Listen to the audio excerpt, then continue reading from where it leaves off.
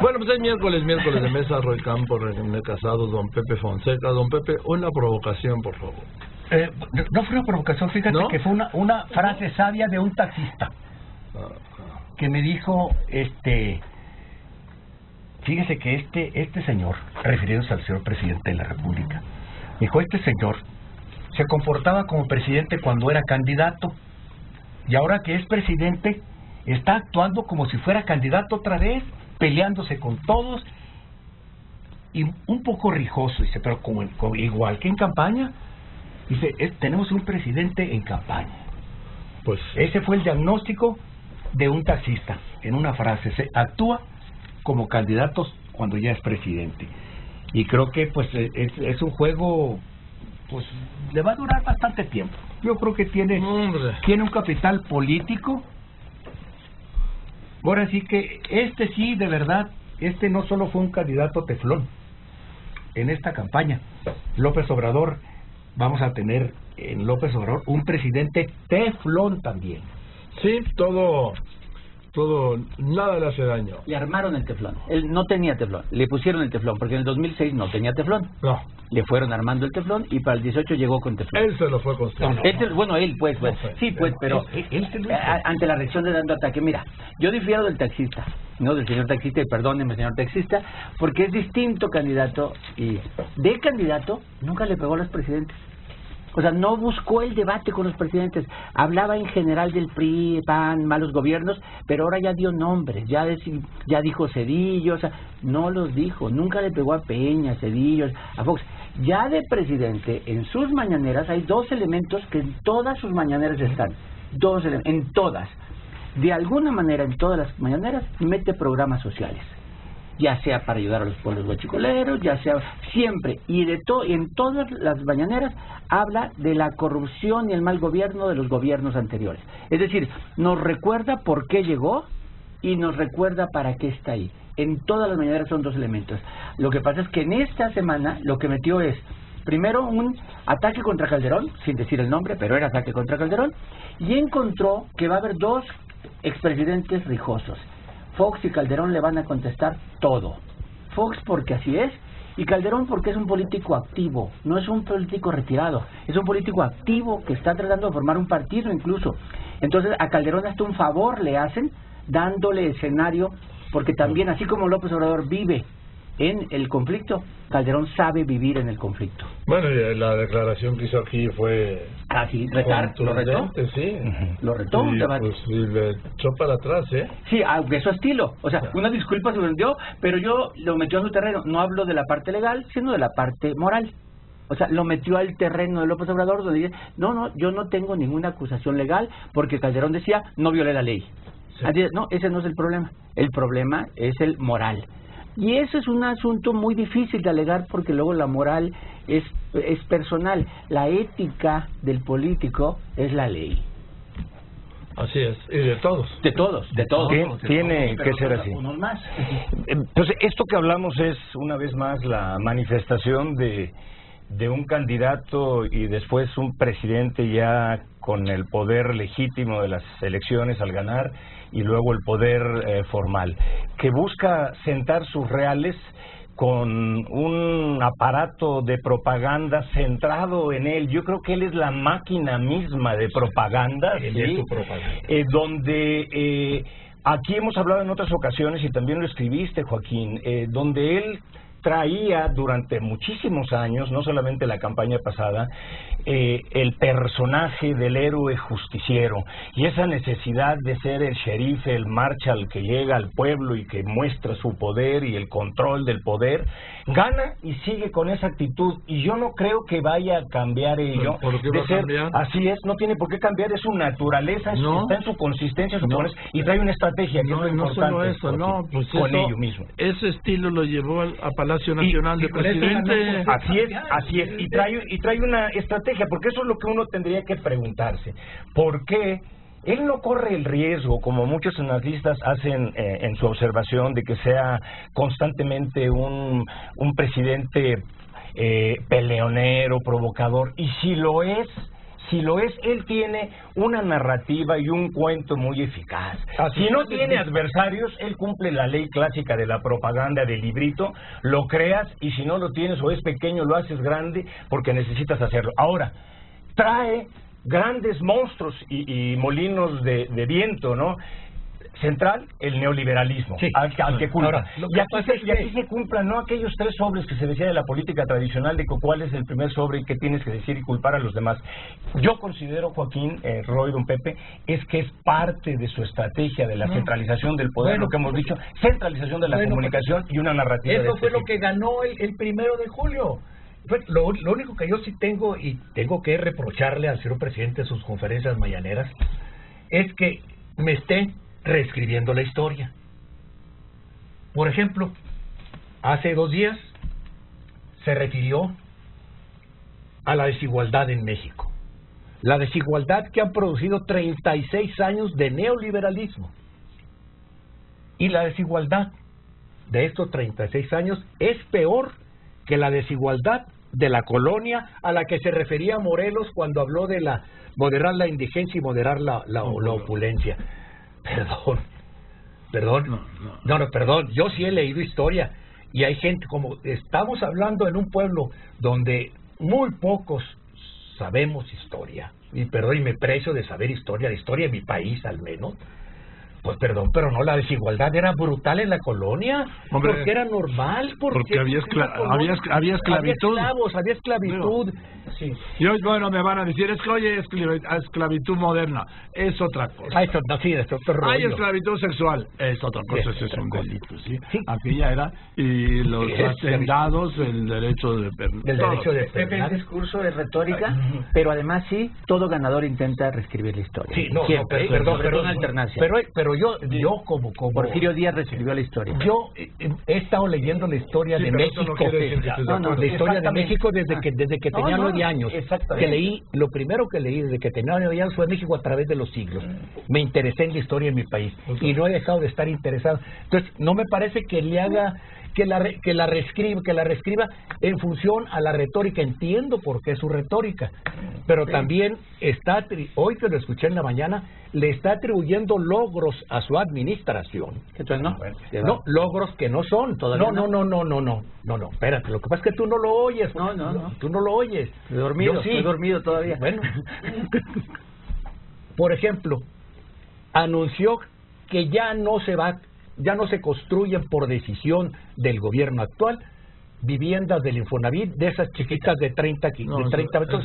Esta es una decisión desde principios del pasado sexenio. Sí. Que ya no se construye en zonas de riesgo. No, perdón, esa también fue una decisión de principios del pasado sexenio. Cuando se creó la SEDATU, esas eran las cosas. Lo que pasa es que, bueno, no solamente los mexicanos, sino los reporteros, los periodistas, parece que tenemos ya una memoria corta, casi como de corto plazo nada más, y no nos acordamos del pasado. Y nadie le pregunta, las preguntas son sobre los temas que a él le interesan allí. Punto. Y lo cual me parece también muy razonable. Tiene un control férreo de las preguntas que hace. No hay preguntas incómodas. Aplica aquella clásica de Henry Kissinger, que llegaba a su conferencia y decía: pregúntenme lo que quieran, que yo tengo mis propias respuestas. Y sáquenlo de ahí, ¿no? No por saber el tuit, pero le echa la viga a Calderón. Entra en el conflicto con Calderón. Luego le echa la viga a Zedillo y sigue con y durante todo ese tiempo alguien le ha preguntado que por qué los bloqueos de trenes siguen. ¿Por qué las huelgas en Matamoros siguen? ¿Por qué no se ha resuelto totalmente el desabasto? O sea, hay temas que él con estas cosas, que sí eran temas complicados, ya hizo a un lado de la gente. Pero hay un tema que cuando no se ha resuelto, hoy en la mañana, otra vez, sí, exactamente, que tú mencionaste hoy en tu columna. Se tocó el tema otra vez del Trump. No solamente insultó a México diciéndole un país sin ley, sino que los gobiernos de México estaban enviando en camiones a los centroamericanos a la frontera. La ciudad de México. Pero también es cierto, pero nadie los quiere. Lo que decía pero espérate. El problema es que dicen, y él simplemente dice que él trata con respeto, que él entiende que es una campaña electoral y ya lo deja, perdón. la campaña electoral, están en precampaña. Dentro de 12 meses ya empieza la campaña porque son las primeras elecciones primarias en Iowa, en febrero de 2020. Así es que ya están en precampaña. Esto va a ser constante y para Trump somos la piñata ideal. ¿Y cuánto tiempo le va a servir al presidente la excusa de Bora Milutinovich? Bien, yo voy a los anuncios y regreso con la mesa. Roy Campo, René Casados y don Pepe Fonseca. Y el presidente López Obrador insiste en lo que llamamos su necedad, que él no tiene enemigos ni amenazas y que el pueblo lo protege.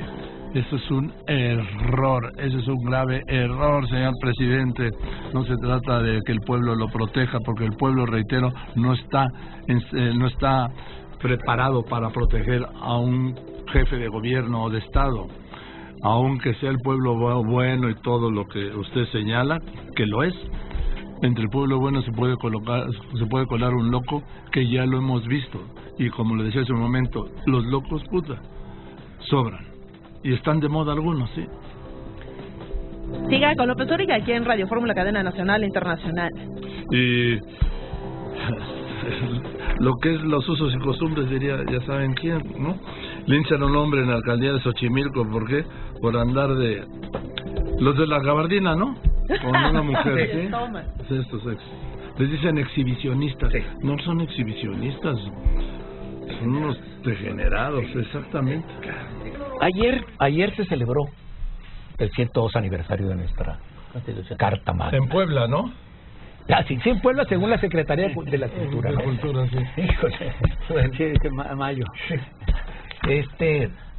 Y a mí me llamó la atención que todo el mundo compró el discurso de la Constitución parchada, que lo mencionó el presidente, y volvieron a retomar el hecho de que nuestra Constitución le han hecho 1000 cambios, esto y lo otro.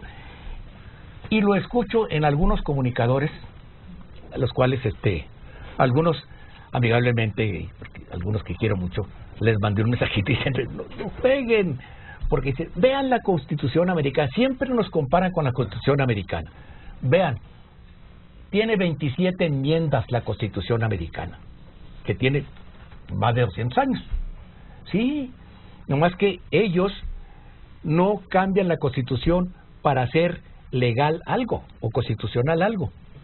Ellos cambian a través de la jurisprudencia, de los fallos de la Suprema Corte y de los fallos de los jueces. Por ejemplo, cuando se proclamó la Constitución de Estados Unidos, ¿era legal la esclavitud? No se declaró ilegal, ni tampoco se declaró, ni se reformó la Constitución. A la hora de que llegó, se hizo una enmienda, se hizo una pequeña enmienda, y todavía tardaron, después de la enmienda de Lincoln y de una guerra civil, tardaron 100 años en darle plenos derechos a los negros, ¿eh? Entonces, es a través... Bueno, ese debate se me hace un poco árido porque la Constitución está bien o está mal, pues es la que tenemos, tiene algunos excesos. No, oye, espérate, pero tiene algunos excesos. quieren también que porque necesitamos tener un proceso verdadero político, un sistema político verdaderamente democrático, también para eso la quieren cambiar. Está bien, se me hace un exceso. Reclámaselo a tu presidente. No, está bien, a mi presidente, si es mi presidente.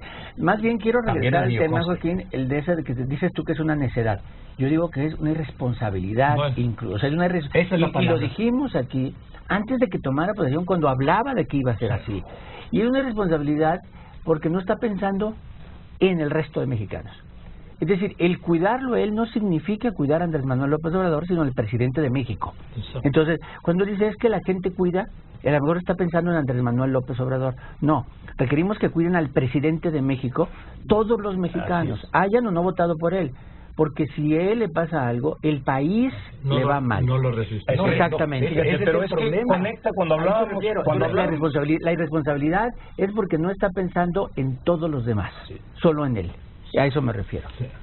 Cuando hablábamos de su narrativa y de la tipología, el perfil, de su estilo de gobernar y lo que él ha escogido desde años atrás y ya como presidente, asentando sus reales como mencioné, es obvio que esa idea del héroe justiciero se contrapone con el héroe que debe ser un héroe constructor, un héroe hacedor, un héroe responsable y de eficacia política. Aquí viene esta cuestión.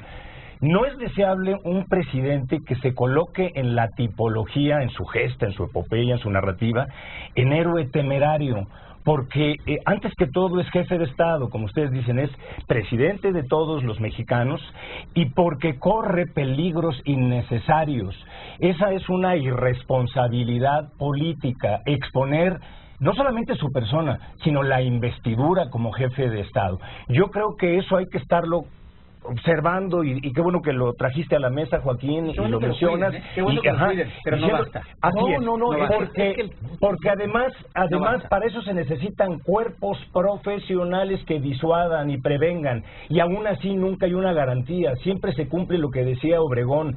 Yo puedo tener 100 personas que me protejan, pero basta que alguien quiera cambiar su vida por la mía, y todo lo demás es consecuencia. Como pasó. Pero entonces, es un mal argumento, él está obligado a esa responsabilidad, René, como presidente. Ese es un mal argumento que se lo des, porque si basta que alguien llegue a cambiar, ¿qué necesidad tengo de protección si de todas maneras va a venir alguien? Es un mal argumento. No, el argumento, estoy diciendo es que su si responsabilidad. Así pasa eso, teniendo prevención y teniendo un cuerpo de seguridad, pues digo, no cruzar esas líneas. Mira, ayer, no es lo conveniente. Ayer yo creo que fue a pesar suyo, pero yo estoy viendo todas las escenas de su visita a Querétaro. Sí. Y había... No se pudo mezclar con la multitud, ¿eh? No hay multitud. No, porque no dejaron que se acercara la multitud. Porque además, ahí estaba ahora sí que, como dicen, no toda la República, pero estaba la República. Estaba toda la cúpula del Estado mexicano, estaba allí. Entonces, sí, como cada 5 de febrero. Como cada 5 de febrero. En fin, vamos a ir con las conclusiones, Roy. Pero no fue en Puebla, ¿verdad? A ver, nada más, Joaquín, mientras nosotros aquí podemos bizantinamente hablar de lo que querramos, en el Congreso están aprobándose leyes como la de la Guardia Nacional. O sea, empieza la discusión sobre la Guardia Nacional y próximamente la reforma educativa. Así es. ¿No? En el Senado, la Guardia Nacional todavía no tiene esa mayoría calificada que requiere, y seguramente las negociaciones políticas están al 100 hoy para lograr esos votos, ¿no? Está siendo puesta a prueba la capacidad política de López Obrador en términos de lograr esa mayoría. Yo creo que la va a lograr. Mucho apoyo del PRI. Pero no es él el que está operando esa... Bueno, pero de parte de él. Eso sí. Es de parte de él. Sí. Pero hay presidentes que operaban eso directamente. No, él es de parte de él. Por ejemplo. Sí. Aquí no, entonces aquí sí estamos viendo por qué esa creación de la Guardia Nacional cambia el esquema de convivencia de los mexicanos, de forma de vivir, de salir a la calle. O sea, cambia el esquema de la seguridad con la que nos van a cuidar, el esquema. Entonces yo creo que hay que estar pendiente de unas cosas sustantivas que están ocurriendo. Yo estoy totalmente de acuerdo contigo. Sí. La ley de educación, sí. La ley federal de trabajo que anda ahí. Exactamente. Ya, ¿sí? Y el tema de la Guardia Nacional. Sí. El tema de la Guardia Nacional solo pasa con los votos del PRI. Así es. El PAN va a votar no. Movimiento Ciudadano es no. El Verde sí. Y el PRI sí. El PRD se va a dividir. Y el PRI sí, porque por lo menos en la Cámara de Diputados hay gobernadores, bueno, todos los gobernadores lo quieren, ¿sí? De todos los partidos. Pero los diputados que tiene el PRI obedecen órdenes de los gobernadores. Los senadores no. Yo no veo a Osorio Chong recibiendo órdenes de fallar. Pero es pluri. Es pluri, hay que ver los senadores que ganaron. No le hace. Okay. No le hace. Ya es otro mundo. Y además de los senadores que hay, ninguno se la debe a su gobernador. Estoy de acuerdo. Bueno, exactamente. Podemos poderlo generalizar, salvo alguna excepción. Sí. No, yo creo que Oaxaca sí, por ejemplo. Bueno. Sí. De Oaxaca. Raúl Bolaños, yo creo que sí está con el gobernador, pero hay otros que podrían, pero en general yo creo que es una regla. Los senadores juegan aparte. Además los gobernadores están entregados a López Obrador, salvo excepciones, están entregados, le aplauden, como dice Leo Zuckerman, como fojas. ¿Sí? Vamos a ver los recibimientos y el presidente tiene que salir a salvarle la cara. Oye, no le chifles, ya se acabó esto. En fin, los gobernadores están entregados al presidente. Sí. Del PAN, los menos, pero del PRI, todos. Como estaban cuando estaba el PRI. Exactamente, porque está en su ADN. Sí. A ver, René, una conclusión. Gracias, Roy. Muchas gracias, Roy Campos. Que mencionabas ahí, Joaquín, presupuesto es poder, no solamente es el poderoso caballero don dinero, sino también todo este despliegue que él ha hecho en la centralización del poder absoluto y en un presidente y una presidencia fuerte que con su habilidad política, con su astucia política, sabe ejercer todo ello. Respecto a lo que mencionabas, Roy, de la política de comunicación, sí, no necesariamente, hoy escribía Jorge Fernández Menéndez, que puedes ser tú políticamente correcto, entre comillas, con el despliegue de una política comunicacional diaria de información, de comparecencia consigo mismo y con los demás, pero eso no necesariamente trae eficacia en la construcción de políticas públicas y eficacia también en los grados de gobernabilidad que este país necesita, Joaquín. Ni siquiera te garantiza que haya información, por más comunicación que haya. Exacto. Don Pepe. Gracias, René. De nada, Joaquín. Lo que pasa es que además creo que de pronto esperamos demasiado de un gobierno que hoy tiene 67 días. 67 días. Entonces, digo, tampoco te puedo decir. Lo que sí yo les puedo decir es que ahorita que hablan de los gobernadores, yo creo que el mejor regalo para un gobernador en su cumpleaños en estos momentos son unas rodilleras. Sí. ¿Qué? ¿Está bien? Sí, claro que sí. Y Listerine, ¿no? Y luego, lo que sí, mira, he visto el comportamiento de los actores políticos de tal forma en esta semana, que es casi histórica, que yo creo que lo único que esta semana confirmé, cada vez que veía aquí, allá en Palacio, en esto, en lo otro, en el Congreso, declaraciones, hechos, me dije cuánta razón tenía William Faulkner cuando dijo: se puede confiar en las malas personas, no cambian jamás. Ni duda, eso es una gran... Gracias, don Pepe Fonseca, René. Gracias. Muchas gracias. Gracias, Roy.